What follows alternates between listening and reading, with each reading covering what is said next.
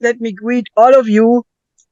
Today is a very special event because the escalation to, a dynamic which can only, if continued on this trajectory, lead to a catastrophe, possible nuclear war, is combined with a clear effort to silence all people who speak out against it and blame them to be Putin agents, Chinese agents. And I find this an insult to my intelligence and to, most other people's intelligence, because if you cannot comment on, your absolutely well-founded concern that a certain policy is one of confrontation, doesn't leave room for negotiation and diplomacy. And if you cannot articulate that you oppose that for moral reasons, for objective reasons, then, then we are obviously no longer in a world of democracy. Now, as you will see shortly after my comments, we will have Scott Ritter speaking about the raid which occurred in his home, which does fit this category.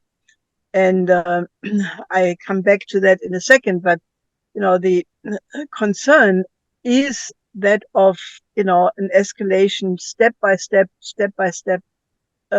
closer to a point of no return. Now, the recent news coming from various newspaper outlets that in the United States there is now an active discussion, already maybe a decision, to deploy the joint air-to-surface standoff missiles, the so-called JASSMs, which will enable, once they are delivered to Ukraine, Ukraine jets can launch 2,400-pound missiles that in turn can carry 1,000-pound warheads with a range of almost 1,000 kilometers, very high accuracy and enhanced lethality. So this so far has been a technology which only was shared with very close allies, and various allies have ordered such systems.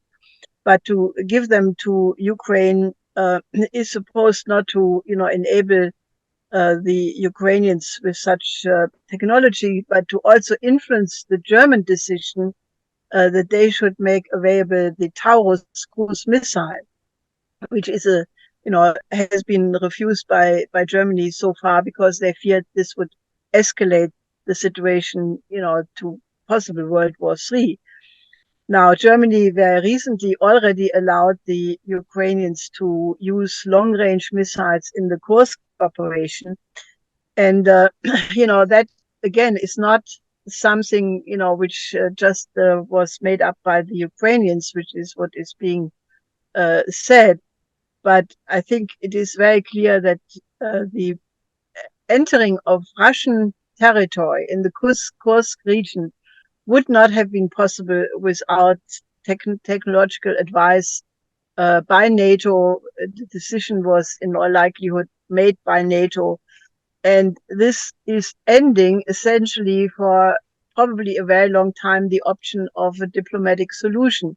At least this was the estimate of Polyansky, the Russian deputy head in the United Nations, who basically said, Putin made a very generous offer on June 14th when he offered a Eurasian security architecture, and in that context offered a negotiated solution for the Ukraine conflict. So that is off the table now. And, as we saw, the murder of Hamas leader Hania also basically, I think, destroyed the option of a negotiated solution for the Gaza situation, pending what comes out of the discussions today involving Qatar and Egypt and so forth. So we are on a trajectory to war.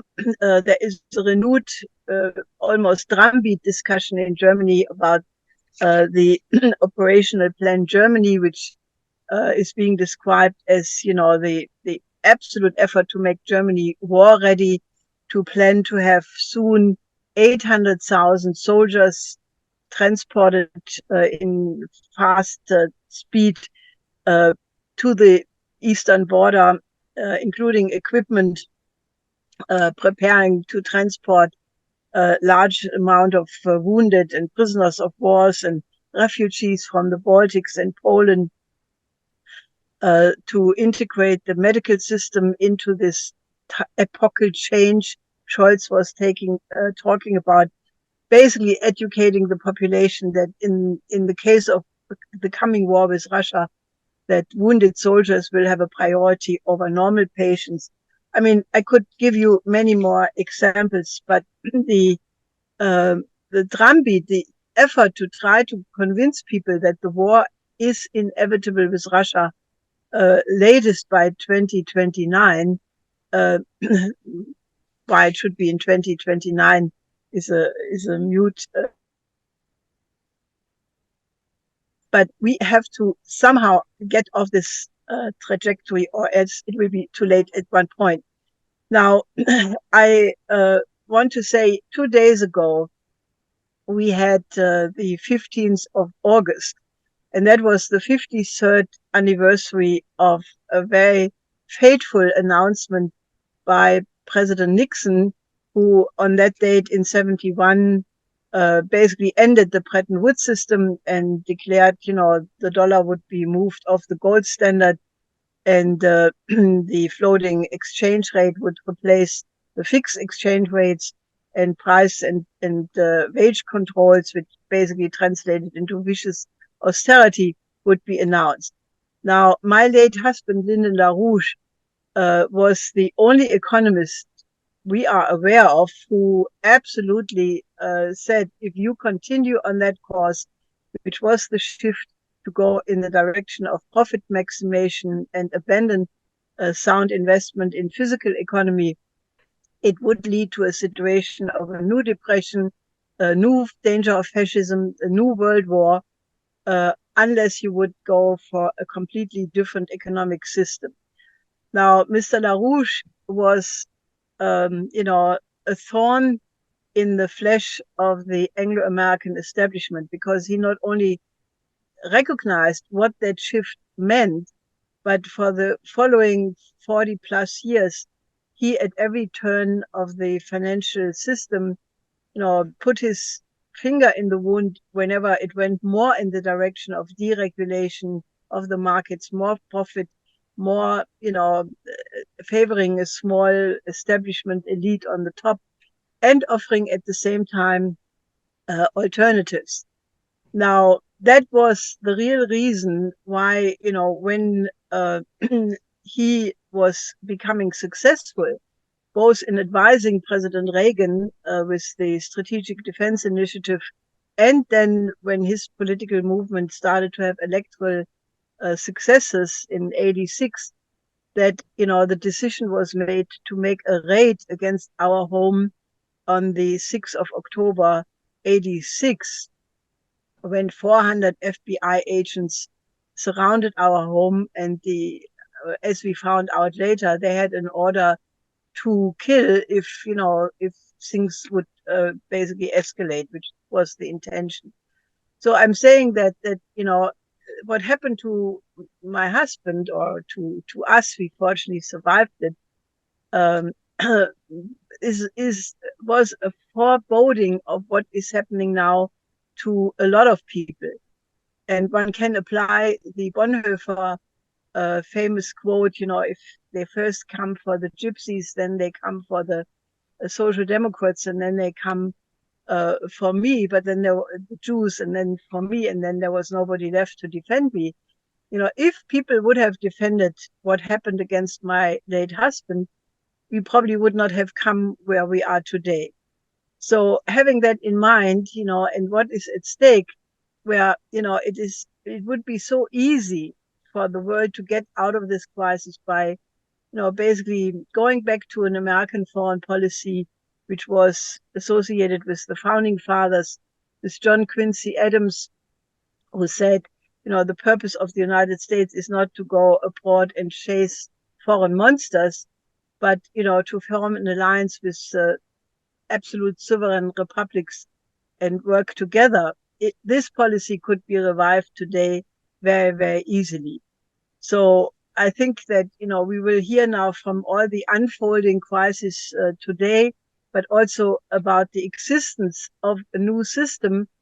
And if we could convince enough people in the United States to stop this geopolitical confrontation and the effort to keep hegemony, which is not possible anyway anymore because a multipolar world has already developed, it would be very easy to go in the direction of forming a new paradigm. And I want to say that, the BRICS Plus um, offers cooperation with anybody. And I think we need to explore a real solution to the crisis, which, would mean a solution to the financial crisis. It would mean giving up geopolitics and replacing it with a cooperation amongst in the principles of peaceful coexistence. So let's enter a dialogue with the idea that, we have maybe only a very short period of time, to avoid a course which is extremely, extremely far advanced on the road to disaster. So that's all I wanted to tell you in the beginning. Thank you. So with that, I'd like to have a very good friend of Helga Zepp-LaRouche in our organization, Scott Ritter, who's a former UN weapons inspector and a former US Marine intelligence officer. Thank you so much for joining us, Scott. Well, thank you very much for having me. Thank you, Helga. Thank you, Anastasia. Thank you, Diane, Jose, and everybody else who invited me to be a participant in this forum. I just want to make sure that I'm being heard. And okay. Yes. Look, as Helga said, we live in very dangerous times right now. I personally believe that we are confronting one of the greatest existential threats to the continued existence of humanity in terms of the looming threat of nuclear conflict between the United States and Russia. We now also have a similar situation brewing in the Middle East, where there is potential of a greater conflict between Israel and its neighboring states, including Iran, that could potentially go nuclear as well. Once the nuclear genie is out of the bottle, it will be devastating for everybody. There's no such thing as a limited nuclear war. Once nuclear weapons become mainstreamed into war fighting capabilities, they will be used until there's nobody left on the planet to either use them or be targeted by them. This is an extraordinarily dangerous situation. I've been speaking out about the threat of nuclear war for some time. Just quick bio. I was the first, I'm very proud of this fact, I was the first weapons inspector implementing the Intermediate Nuclear Forces Treaty on the soil of the Soviet Union. I was the first person to arrive because I arrived 2 weeks earlier as part of an advance team. And when the treaty went into, it entered into force on the morning of July 1st, I happened to be in country. So I was the first. While the others were flying in, I was already there. But those bragging rights aside, I was part of an effort that got rid of, for the first time in history, an entire category of nuclear armed weapons, intermediate range missiles, cruise missiles. And we made the world safer. And we began a process there of verified arms control that didn't seek to limit the growth of nuclear arsenals, but to reduce them in their size, hopefully to the point where all nuclear weapons would be eliminated. That was the path that we were on. Today, we're not on that path. We're on a completely different trajectory where arms control is not only in the history books, but it's openly mocked, reviled. Those who purport to embrace arms control are demonized and vilified. Peace is no longer in vogue. War is in vogue, and that's of course in keeping with the what America has become, that which Dwight D. Eisenhower warned us about in his farewell address in 1961, a nation where democracy has been corrupted by a permanent military industrial complex that is wedded with the United States Congress. We are a nation addicted to war. Our economy requires war. So in order for America to exist, to continue to exist, we must be constantly in search of conflicts that feed the military industrial complex. And if you speak out against this, you are then targeted as the enemy. I have been targeted as an enemy of the United States. Last week, my home was raided, and not by 400 special agents, but by over 20. An unpleasant experience, to say the least. My crime is no crime at all. It's they've accused me of failure to register as a foreign agent under the Foreign Agent Registration Act. Why haven't I registered as a foreign agent? Because I am not a foreign agent. I am a journalist. I am a member of the press. I am a loyal American. I work for myself, and my duties and loyalties are to the United States of America exclusively. I'm somebody who took an oath to uphold and defend the Constitution against all enemies, foreign and domestic, and I will say this with all the certainty I can muster. Those who raided my house last week are enemies of the Constitution of the United States of America. They were operating in violation of my constitutional rights, seeking to suppress free speech and seeking to suppress a free press. What are they afraid of? They're afraid of the fact that I'm calling out the government on the lies that they are telling about the conflict in Ukraine.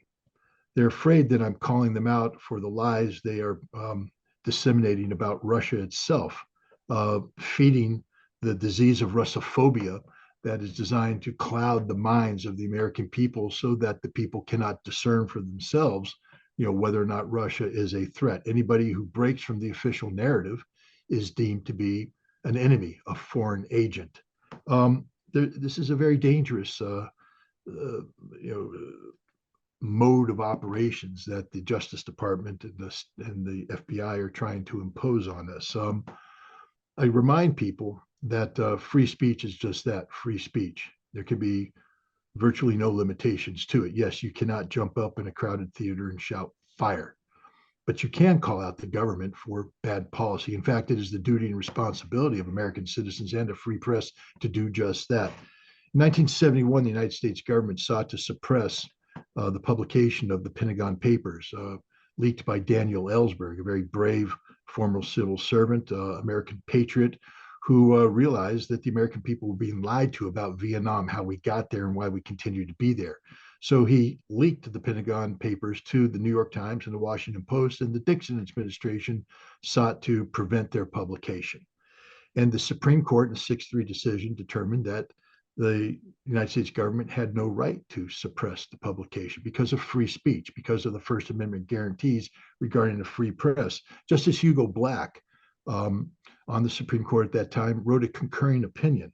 And one of the things he said is it's paramount among the responsibilities of a free press, or paramount among the responsibilities of free press, is the duty to prevent any part of the government from deceiving the people and sending them off to distant lands to die of foreign fevers and foreign shot and shell. It is the duty to prevent any part of the government from deceiving the people. We do understand, of course, that the US government today, the Biden administration, has openly acknowledged that they selectively declassify intelligence information that they know is wrong, that they know is not complete, for the purpose of disseminating it to the American people to shape the debate. The American people are being deceived by the government about a conflict in Ukraine that, because of this deception, blinds the American people to the dangers and could lead to nuclear war. Therefore, it is the duty of a free press to speak out. And that's what I do. And that's what others do. And now they're trying to silence us. So I would just ask that everybody be awake to what's happening here. As Helga said, had people rallied around Lyndon LaRouche when his home was raided, maybe these excesses wouldn't be taking place today. There's a lot of people out there that don't like me. I don't care. I really don't. I don't wake up in the morning and wonder about how people like me or not. I didn't take an oath to be your friend. I took an oath to defend the Constitution of the United States. The Constitution is under attack, a frontal assault on the Constitution. And what they are doing to me, they're doing to everybody. If the Justice Department and the FBI are allowed to criminalize a free press, then the First Amendment is dead. And with it, the Constitution, and with it, the constitutional republic we call the United States of America. This is an issue of the existential survival of the United States of America, and it's incumbent upon everybody to rally around the cause, not of defending Scott Ritter, but defending a free press. Thank you very much. Thank you, Scott, and totally agree with you. This is about actually defending, truth here. And if people don't rally around what's truthful, then it's going to happen to you. And I want to thank you again for your bravery and for being on with us today. I am going to ask Dennis Small, who's going to bring a video up, which he's going to present on what happened to Lyndon LaRouche with Ramsey Clark. Do I have you there, Dennis Small? Yep, I'm here. Okay. So thank you very much. The FBI's raid on Scott Ritter and more people, according to today's news, was hardly the first rodeo for the FBI. Helga mentioned a 400-person team of FBI agents, other federal agents, state police, and so on, raided the home that she and Lyndon had in Northern Virginia back in 1986. And the only reason that the federal marshals, who had been given instructions to shoot to kill if necessary, and there is documentation of this, that did not come to pass is because of timely memos and messages urgently gotten to President Reagan at the time. The LaRouche and a number of associates were, however, tried later for crimes that they never committed at the Alexandria rocket docket. I was one of those 7 tried in Alexandria. Lyndon LaRouche was given a sentence of 15 years, of which he served 5. Other members of our movement spent 10 years in jail for crimes that they never committed. Just as Scott's so-called crime was to use his First Amendment rights and his capabilities as a journalist to tell the truth as he sees it about the danger of nuclear war, Lyndon LaRouche's crime, so-called, was that, but in addition to that, his incredible prescience on the issue of the global strategic crisis around the financial system, the famous August 15th, 1971 date that Helga referred to. We know this, and we have this documented, that was in fact the instrumental cause behind the attack on LaRouche and the rest of us. In 1982, as the world financial system was crumbling, and Lyndon LaRouche was speaking with Mexican President Jose Lopez Portillo and others about options to the breakdown crisis, which we're now seeing in its full glory today, Henry Kissinger wrote a memo, a personal letter to the director of the FBI, William Webster. We know it as the Dear Bill letter, in which he tells him, would you please open an investigation of Lyndon LaRouche? That he did. There's much to be said about this. I will turn you over now to a video presentation, which was made after Lyndon LaRouche was released from prison. This was a meeting on August 31st and September 1st, 1995 in Vienna, Virginia, of an international tribunal on the Justice Department's misconduct. You will hear now brief excerpts of Mr. LaRouche's testimony as to the causes behind, or one of the major causes behind, the attack on us. And you will also hear Ramsey Clark, who is the former Attorney General of the United States under Lyndon Johnson, and who was Mr. LaRouche's attorney on appeal. If we could have the video now, please. In 1982-83, there were 2 things which greatly excited my enemies. Number one, I had been involved in 1982 in presenting a proposal which is based on my forecast in the spring of 1982 that a major debt crisis would break out in South America, Central America, and the expectation that Mexico would be the nation that would have a debt crisis. I've been involved with many of these countries and personalities in them in projecting alternatives to this kind of inequitable system where colonial nation had been replaced as a term by debtor nation. And the debt of South America, Central America was largely illegitimate, that it was a debt which had not been incurred for value received, but had been done under special monetary conditions under the so-called floating exchange rate system, where bankers would come to a country, the IMF in particular, and say, we just wrote down the value of the currency. We're now going to refund your financing of your foreign debt, which you can no longer pay on the same basis as before. So I propose that the debt crisis be used as the occasion for united action by a number of governments of South and Central American countries to force a reform in the international debt relations and to force a reform within international monetary relations.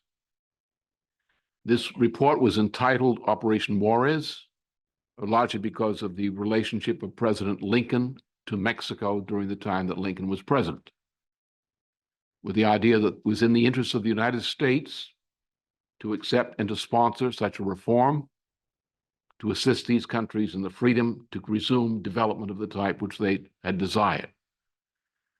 And this report was published in August of 1982, ironically, a few weeks before the eruption of the great Mexico debt crisis of 82. And was presented also to the U.S. government, the National Security Council, for the president's information at that time. There was some effort on the part of the president of Mexico to implement my proposal in the initial period of the debt crisis. He had at that time some support from the president of Brazil and the government of Argentina. Under pressure from the United States, the government of Brazil and Argentina capitulated, and President Jose Lopez Portillo, the president of Mexico, was left, shall we say, hanging out to dry. As a result, in October of 1982, he capitulated to the terms which were delivered to his government and people around him by people such as Henry A. Kissinger, who made a trip to Mexico at that time to attempt to intimidate the Mexicans to submitting to these new terms. We have, in my view, a system of injustice whose center is within the Department of Justice, especially the criminal division of the U.S. Department of Justice. The problem lies not with one administration or another, though one administration or another may act more positively or more negatively. You have permanent civil service employees. We have an out-of-control Justice Department, in my view, where the rot is not in the appointees as much as it is in the permanent bureaucracy. We have a permanent sickness in the permanent bureaucracy of part of our government. In my case, when the time came that somebody wanted me out of the way, they were able to rely upon that permanent injustice in the permanent bureaucracy of government to do the job. Always there's that agency inside the Justice Department which works for contract like a hitman when somebody with the right credentials and passwords walks in and says, we want to get this group of people or we want to get this person. My case may be, as Ramsey Clark described it, the most extensive and the highest level of these cases in terms of the duration and scope of the operation. So my case is important in the sense it's more extensive, it's more deep going, long going. But when it came to getting me, it was the same apparatus that I find, in my opinion, was used in these other cases. And that until we remove from our system of government a rotten, permanent bureaucracy, which acts like contract assassins, using the authority of the justice system to perpetrate assassination, this country is not free, nor anyone in it. But in what was as complex and pervasive a utilization of law enforcement, prosecution, media, and non-governmental organizations focused on destroying an enemy. This case must be number one. There are some where the government itself may have done more and more wrongfully over a period of time. But the very networking and combination of federal, state, and local agencies, of executive and even some legislative and judicial branches, of major media and minor local media, and of influential lobbyist types, the ADL preeminently. This case takes the prize. The purpose can only be seen as destroying. It's more than a political movement. It's more than a political figure. It is those two, but it's a fertile engine of ideas,